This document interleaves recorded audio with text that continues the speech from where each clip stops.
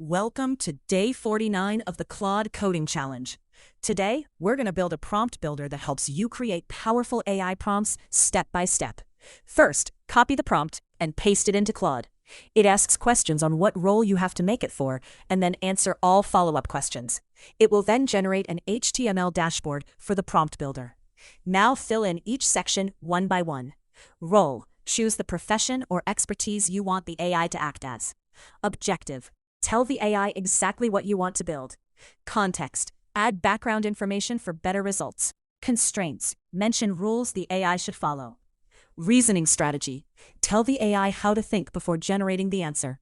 Output format: select the format, like HTML, Markdown, or JSON.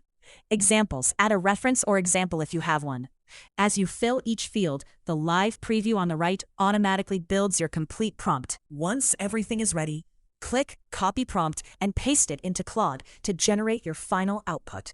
For this example, we're creating a premium AI education website by making Claude act as a senior UI/UX designer inspired by Apple, Anthropic, and OpenAI, with a clean, premium HTML interface. Follow for next day of Claude Coding Challenge.